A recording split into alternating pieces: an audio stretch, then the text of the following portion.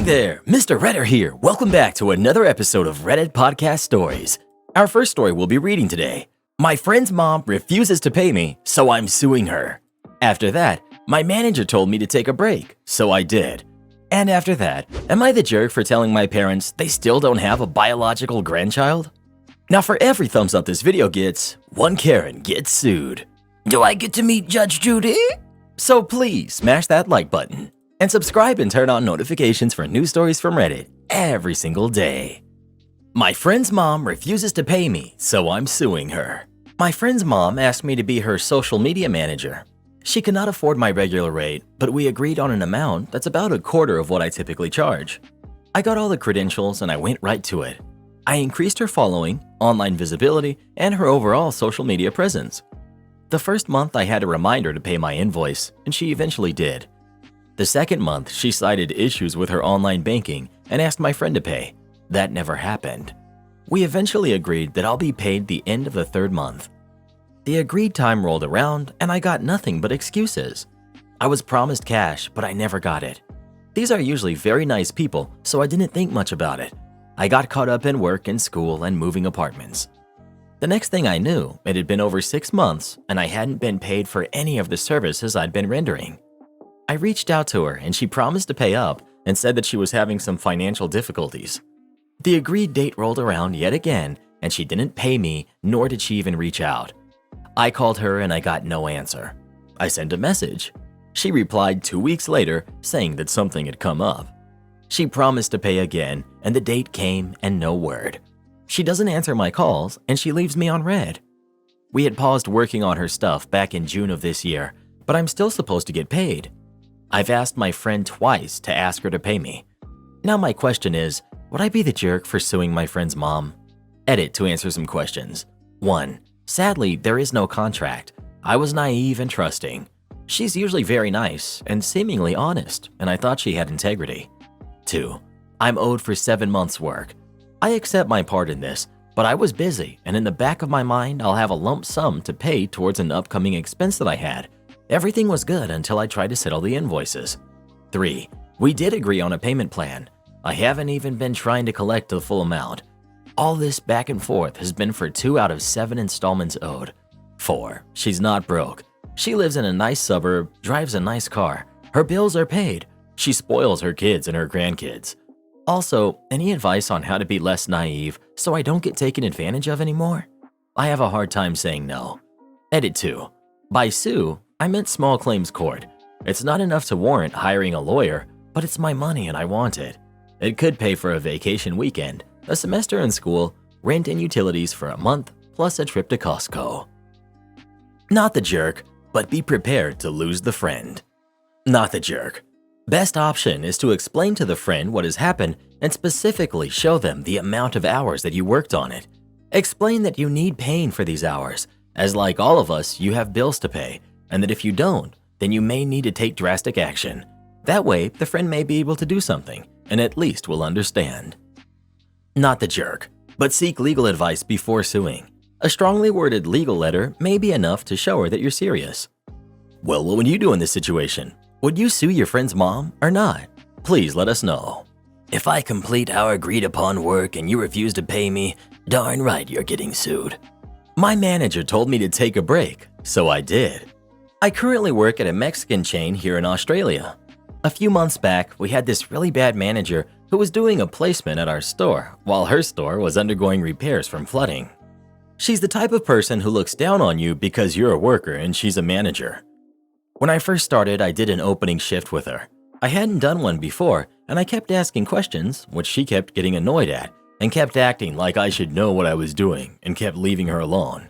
She belittled me for not getting the meats out on time, aka 2 minutes past opening. She yelled at me because I didn't put coriander in our salsa when we were out of coriander.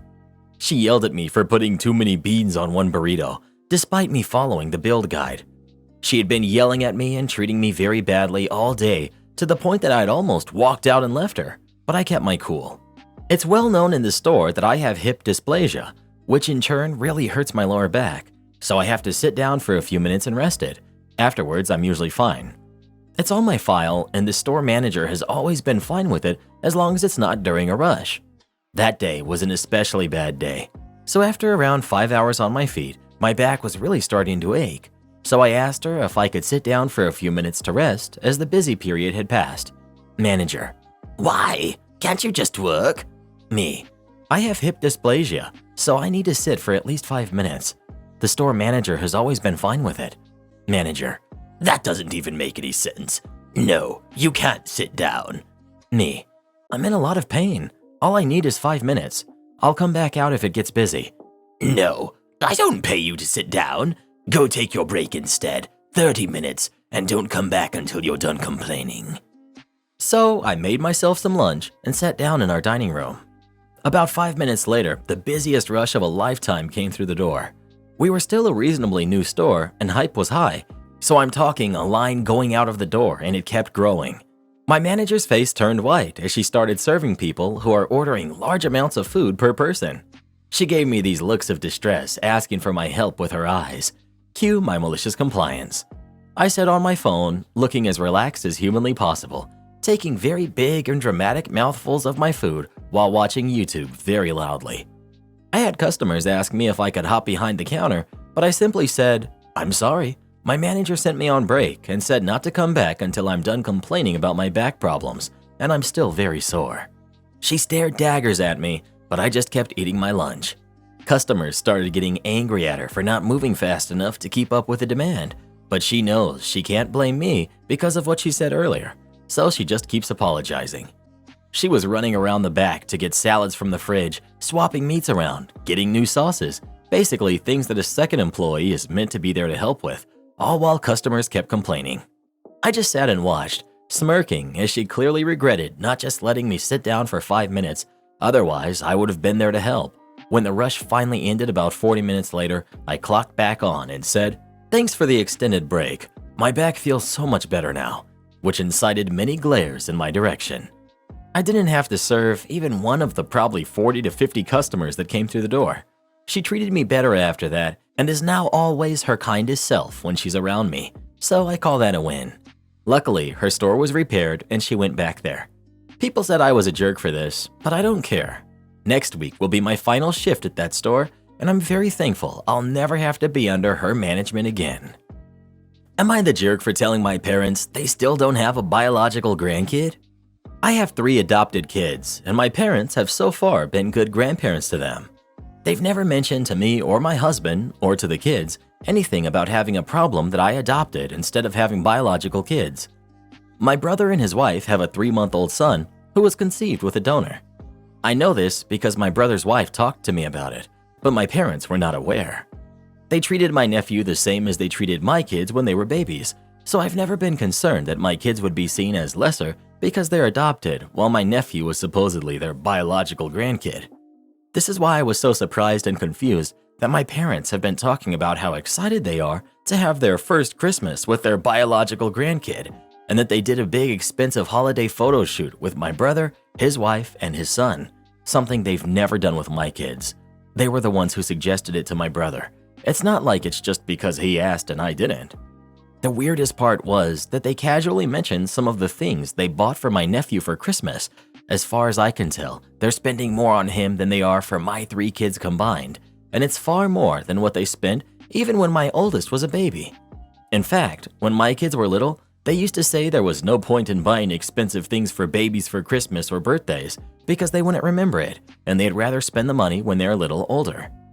So my nephew is suddenly being favored over my kids. At the same time, my parents are starting to emphasize the fact that, as far as they know, my nephew is their biological grandkid. I pointed this out to them and said it bothers me. They denied treating them differently. They said I was being weird about money. I truly don't even care about the money. I care about the difference in treatment and that my kids might notice how little they're getting from my parents compared to their cousin. And now for the part I'm starting to feel awful about. I told them the truth about my nephew. My parents are furious at my brother for not telling them and thank me for telling them the truth. They keep saying he tricked them and gave them false hope about having a biological grandkid, which I guess answers the question on whether biology actually matters to them. My husband says I did the right thing because it removed all the lies and secrets, and if they didn't care, it wouldn't matter. But if they did care, they deserved to know. My brother says it wasn't my secret to tell, and I jeopardized his son's relationship with our parents. Soft, everyone sucks here. It wasn't your secret to tell. You were wrong to do it that way. But grandparents are super jerks, and so is your brother. Here's what would have been better. Go to bro, tell him what you've seen and how it makes you feel. Tell him that he needs to tell his parents, and if he doesn't, you will. But you didn't. So acknowledge that you handled your part badly, but that doesn't excuse everyone else's way worse behavior. OP's brother and sister-in-law don't have to say a darn thing if they don't want to. While I agree with the everyone sucks here judgment, OP isn't a saint either. I mean, let's be real here. She only spilled the beans out of spite.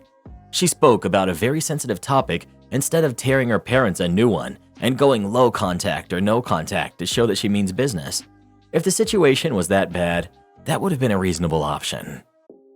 Not the jerk. I'm prepared to be downvoted, but I'm willing to bet brother knew exactly how your parents felt about your kids and withheld the truth from them because he knew how they'd react. Sure, it was their info to tell, but they had no intention of saying anything of the like because they were enjoying the benefits that came with keeping their mouths shut. Your brother did not care that you or your kids were being treated differently or unfairly because he wasn't on the receiving end. Now that he is, he cares about privacy. Your actions might have been sus, but that doesn't make you the jerk here. Your brother, however, is. He was willing to do his own son a disservice by setting him up with a false relationship with his grandparents while teaching him that your kids were okay to be treated as less than. Nah, he got his just desserts. He just didn't count on eating them this soon. Well, who do you think is the jerk? OP or their brother or their parents? Please let us know. If you're using a donor and you don't want people to know, don't tell anyone because you know they're not going to end up keeping it a secret for you. Karen wants pizza from a place that has everything but pizza. The other day I wanted a pizza. My favorite pizza place is in a supermarket nearby, one of those in-store shops. Now here's the way this place is arranged. There's the pizza shop on the right that sells only pizza and nothing else besides some refreshments. On the left, there's a grill-type shop that sells everything from hot dogs to chicken breast to potato salad and everything in between, but it doesn't serve pizza at all. And then there's the common seating area, which consists of 2 tables and a long table along the wall, between the two where you can sit down and eat if you don't want the food to go. I grab my pizza, and I see no free seat nearby when I spot someone leaving the first chair by the grill place on the long table. So I sit there and start digging into my pizza. I barely eat a slice when Karen comes to the grill. Cashier: how can I help you? Karen: I want a pepperoni pizza with... Cashier: I'm sorry, ma'am. We don't serve pizza here. If you want one... Karen interrupts. What do you mean you don't serve pizza? This person here, points at me, is eating one. He got it from the place next door. Okay, so go and make me one too. I can't. I don't work there. You'll have to go to... What do you mean you don't work there? This is a restaurant. You work here. Give me a pizza. Cashier: ma'am, I'm trying to tell you that we are 2 separate establishments. We don't have pizza. They do. Then why is he eating pizza here? Again, pointing at me. Hey, why do you sit here? Me: there were no other free seats. It doesn't matter. If you ordered from the other side, you have to sit there. Me: it's a common area. You can sit wherever you want, no matter where you ordered. So Karen thought the 2 shops were just one restaurant, but for some reason, there were 2 separate seating areas. Karen logic. Upon hearing the commotion, a security guard comes over. Security: what's going on here, ma'am? Why are you yelling? This worker refuses to serve me and continues to say he doesn't work here. Security: is this true? Cashier: okay, ma'am, I'll serve you. What did you want again? I already told you. I want a pepperoni pizza with extra cheese. Cashier looks at the guard and gestures towards Karen. Security: ma'am, the pizza place is right over there. Karen: I know. He needs to go over there and serve me. To make this short, the story pretty much repeats. In the end, the Karen leaves huffing and puffing and swearing that she'll never come back. The cashier actually apologizes to me about the inconvenience, and I said he didn't have to. Pizza and a show. This just made my day. Am I the jerk for telling my friend's mom she chose to have a child at 45? Background: my best friend and I have been best friends since we were 12. We're now 24. Her mom had her at 45. Now, before everyone tells me that's not possible, it is absolutely possible for some women. I'm not a scientist, but my friend is proof that it can happen, so I don't want to hear it. I also want to be clear, there's nothing wrong with having a kid while you're in your 40s. I don't give a hoot if you choose to have a kid while you're in your 40s. This post isn't about bashing anyone in their 40s. Basically, I'm married. We're financially stable, and we decided to have a baby. I got pregnant, and my best friend was overjoyed for us. She loves kids, but has been really clear that right now she's enjoying being young and doesn't really want to settle down. She doesn't see herself having kids until her mid-30s. Of course, this is absolutely fine. No judgment. During my baby shower, my best friend's mom kept pouting. She kept going on and on about how she's going to be extremely old by the time her daughter has kids and she won't be able to enjoy them. How she just wishes my friend would get pregnant and settle down now. How it's not fair to her that she won't be able to be a grandma. I mean, ranting to anyone who would listen. My friend looked really sad. I could tell she was upset. Everyone just looked uncomfortable as she was going on. After the party, when everyone left, I talked to my friend about what had happened. She admitted to me that her mom has been really hard on her about settling down because of her age, but that she's just not ready to, and she needs her to understand that. Flash forward to them meeting my baby recently. My best friend's mom launches in again. I just said to her, "But Christina, you made the choice to have a baby at 45. You had to know that there was a chance you might be pretty old by the time you became a grandparent. It's not fair to try and put Allison into a life she isn't ready for because you want to be a grandparent." She got up and left, but my friend thanked me later. Am I the jerk? Not the jerk. She needed to hear that. She may also be worried her daughter will make the same miscalculation she did by having a baby later in life. But again, she shouldn't be disturbing everyone and needs to take no for an answer. Not the jerk. Good for you for standing up for your friend. Christina needs to realize that Allison will plan her family arrangements around her own needs, not her mother's, and it was probably helpful for both of them to hear it from you. Well done. I had my second baby at 41. I fully understood I would always be the older mother with him, but it's also pushed me to take care of my health and be active, so I'll be able to enjoy grandkids when I'm in my 70s. I know many active 80-year-olds. You are not the jerk.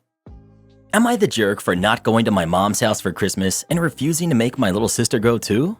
I'm 17 and my little sister is 15. Our dad passed about 10 years ago. It was very sudden. One day he kissed and hugged me and my sister and told us that he loved us, and then we never heard from him again. At the time, I couldn't fully grasp why he chose to stay away, even though Mom tried to explain it to us. I missed him and I thought I did something wrong to make Dad mad. I repeatedly called his phone hoping he would answer, but it always went directly to his voicemail. At his funeral, I realized I would never see him again and I broke down. I don't remember much from that day, except Uncle David held me the entire time. He held me throughout the funeral, during the drive home, and as I fell asleep that night. Uncle Alan did the same thing with my sister. It wasn't easy growing up with just my mom and sis, but not as tough as it could have been because the two uncles were always a phone call away. Whenever we needed help with school, one of the uncles was there to tutor us. One of them was always in the front row of every school performance and game. Whenever I wake up in the middle of the night and miss Dad, I'll call Uncle David and he'll always pick up. My mom eventually remarried Bob.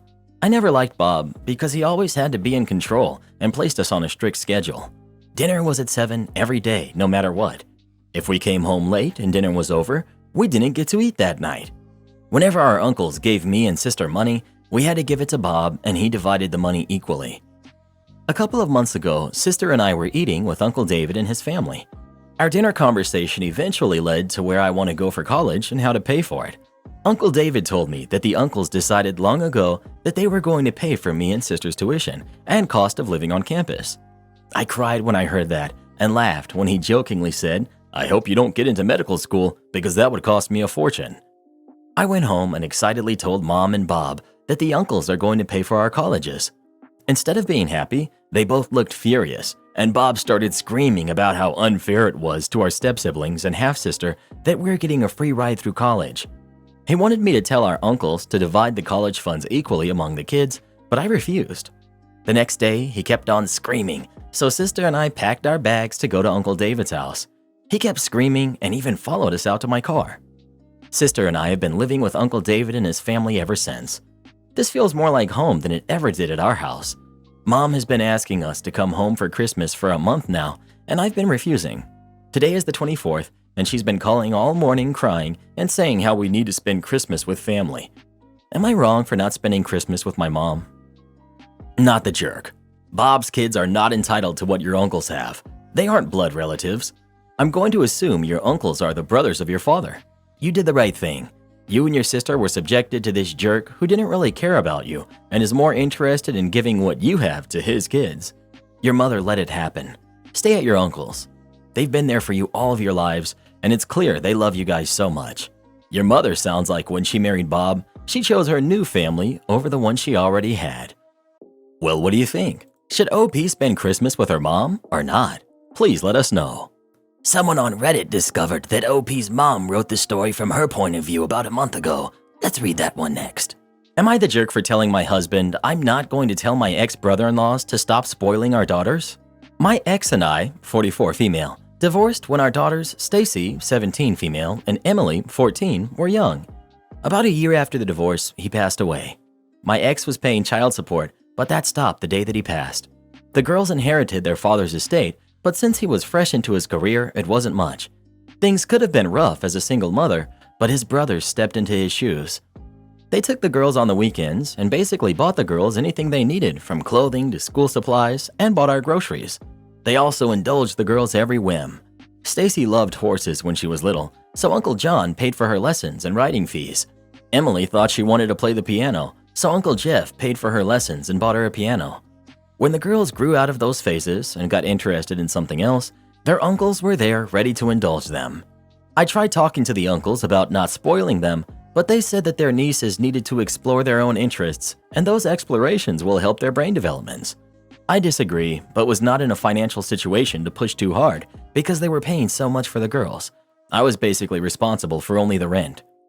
I later remarried a wonderful man who brought 2 kids into the family. We had one more kid together, and things are good for the most part. However, kids are smart, so my daughter's step and half-siblings started to notice their sisters having more experiences and things than they do. My husband didn't like the situation, and we had some arguments about it over the years. Things came to a boiling point recently when we were discussing how to pay for our 2 oldest kids' college, Stacy and her stepbrother Rick, who's 18, male. Both are good students, and while they haven't gotten their acceptance letters, I have no doubt they'll get into good schools. My husband and I make enough money to live a middle-class lifestyle with 5 kids, but not enough to put them through college. The reality is that they'll have to take out school loans. We talked to both of them about loans, and this is when I found out Stacy had already talked to her uncles, and they're paying for her tuition and cost of living wherever she wants to go. This floored us and made my husband extremely mad. He got red in the face and started to scream how it's not fair Stacy and Emily will get to go to expensive colleges and graduate with no loans, while our other kids will have to go to state schools and take out loans. He wanted me to call John and Jeff and tell them to stop spoiling the girls.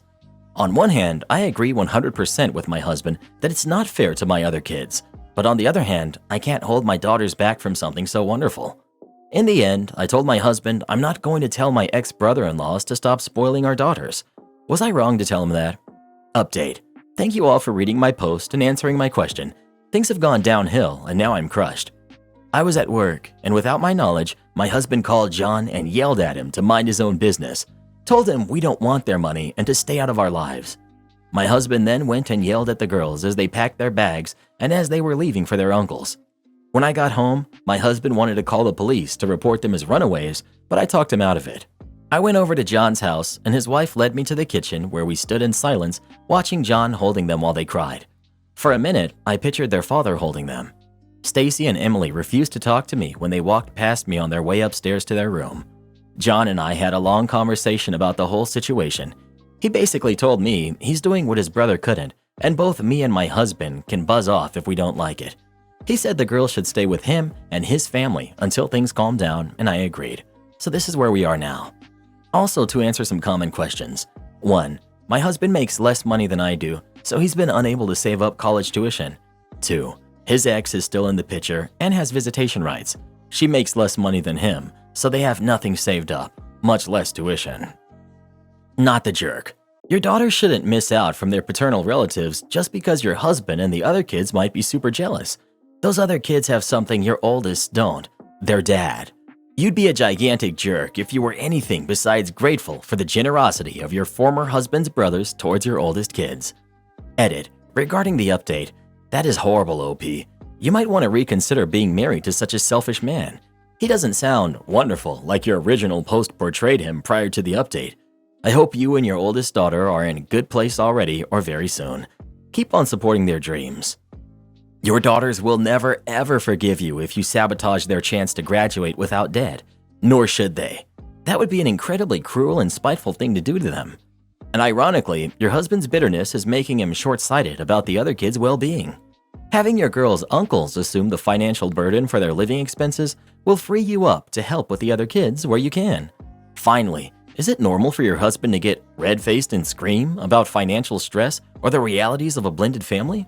The substance of his demands, that you sabotage your kids' opportunities, is unacceptable itself, but the way he's expressing himself is also creating an atmosphere of fear and distrust. Personally, I wouldn't consider him a wonderful man until he agrees to therapy to figure out how to cope with his frustrations. Am I the jerk for overruling my wife on a matter concerning our daughter? I, 42 male, and my wife, 38 female, have a daughter who's 14. She's friends with the son, who is 13, of an acquaintance of mine. Because my daughter and her friend are different genders, my wife insists on always supervising their playdates. Our daughter can't go to his house, he has to come here. She always watches the kids when they're together and doesn't let them close the door when they're in her room. To be honest, I always thought my wife was being fairly reasonable until this incident. Kids are kids, and they're nearing the complicated age, so I always backed my wife up even when my daughter begged to be allowed to go to her friend's house. Recently, my wife was watching the kids while I was at work and realized she needed some things from the store. She made the kids go with her so they wouldn't be alone. Apparently, I'm obviously getting all of this info secondhand, the kids wandered off while she was shopping. While they were alone, an employee approached my daughter's friend and accused him of stealing something. My daughter's friend turned out his jacket pockets and there was nothing in there but his phone and keys. The employee demanded that he remove his jacket because she thought something was hidden under the jacket. My daughter's friend refused and said he didn't steal anything. My daughter called for my wife and she showed up pretty quickly. My wife sided with the employee and asked my daughter's friend to remove the jacket. When he did, the employee saw the necklace he was wearing and demanded he take it off so she could inspect it to see if it was merchandise from the store. I've seen him wearing this necklace before, for the record. At this point, he ran out of the store into the cold, not wearing a jacket, and called his grandfather to come pick him up. I was at work when my acquaintance called me, furious. He said his son was half frozen when his dad got to him, which I believe because it's very cold here right now, and that my wife had profiled him. He told me that his son won't be going over to my house ever again. Edit. My daughter wants me to add this. She, unlike me, knows how to use Reddit properly and edit posts. Her friend is mixed. A lot of people asked and I didn't know, so hopefully they see this. Edit 2. My wife texted me that there was an emergency and I needed to call her, so I stepped out of the theater and did so. Guess what? No emergency. No surprise either. She told me I had no right to separate her from her daughter on Christmas. I said it was her choice and confronted her about what my daughter said at breakfast, especially about the food thing. She started crying and said I had no idea what that boy put her through. I hung up. Forget this. It's Christmas. I'm watching Home Alone with my daughter. Edit 3. My daughter said this comment needs to be in the post itself. Yeah, the paying attention to the movie didn't last. She's become really intrigued by all these comments and has been on my phone for the last 20 minutes. I'm pasting it in. She showed me how. So my daughter and I are at the movies right now. After breakfast, she said she didn't want to go home, so we're going to the Christmas movie marathon at the local theater. She went to get snacks. I gave her $30 so she could come back with a small tub of popcorn. Darn these concession prices. So I'm going to tell you guys some of what happened at breakfast. It was a lot, so apologies if some stuff seems rushed over. Ask for clarification if you'd like. My wife is blowing up my phone right now, but I don't want to talk to her. This wasn't the first time something like this happened, just the first time it happened in public. Here's some of the things my daughter told me my wife did that they kept quiet about for fear of not being allowed to hang out anymore. I know, I'm a jerk. I understand that. My wife screamed at this kid for giving my daughter a gymnastics lesson. He's on a gymnastics team. They weren't doing anything dangerous. She made them stop and called him names. She screamed at them for playing with makeup. It belonged to my daughter and was a gift from my sister. I don't think it was expensive stuff. Even if it was, who cares? She made him wash his face and go home. He told his grandfather he had a stomachache that day apparently. She told him he eats too much food at our house. This is the worst one for me. I was mad when she told me that. So yeah, learned some stuff about my wife. It's clear to me now that I haven't been an active member of my marriage in a long time. This was hard to learn. The hardest part was knowing that my daughter didn't trust me with any of this because she assumed I would side with her mom. Edit 4. I asked my daughter to stop reading the stuff on this post. Obviously, now that she's seen it, she can go on Reddit on her own phone and find it again. But trust has to start somewhere, right? We gave up on the Christmas marathon. We're both too upset to sit still and watch a movie. I took her to my sister's and then went home to talk to my wife. I needed to get some things straightened out with her before I took my daughter home. It didn't go well. My wife apologized when I got home. She was crying. She said the holidays were so stressful and that she had a bit of a breakdown. She begged me to get our daughter and bring her home. I said I would once we talked. She kept sobbing, so I went and got her some water. I said we could talk or I could leave, but I wasn't going to get our daughter until we talked. Eventually, she stopped crying and talked to me. I told her I want to go to family therapy, and she agreed. I'm sitting in the living room now, calming down before I go back to my sister's to get my daughter. That was extremely emotionally draining. What a way to spend Christmas morning. Not the jerk, but you still have some work to do. Firstly, you're absolutely right that your daughter should be allowed to visit her friend. If his grandfather is there, that sorts out the adult supervision line your wife is worried about. So all told, you're making a reasonable adjustment based on her wishes. Her failure to compromise isn't your fault. However, I think you already know that your wife is not setting a healthy example for your daughter at all. You said your daughter defended her friend. Good, that sort of prejudice needs to be called out. However, the enforced supervision, the "you know what teens are like," is another matter. As others have said, this will only lead to resentment and mistakes. Far better that you ensure your daughter understands being safe and, more importantly, feels empowered to set her own boundaries and make her own decisions. Constant supervision on its own is authoritarian and doesn't work. You say you want to talk to your daughter about all this. Good. Make sure she knows that you trust her and she can come to you for advice, but that you're there to support her making the right decisions, not trying to make them for her. I'm not saying let her do whatever she wants. She's still only 13. But make sure she knows you respect her independence to make some choices of her own and that you'll still love and support her. I'm not saying you don't do any of these things at all, but make sure she knows, because from the sounds of it, currently your wife seems to be the leader on these issues and she is not setting a good example. Support our channel by joining as a member today and we'll give you a shout out in our next video. Or come watch this video next. You won't believe what Karen does in that one.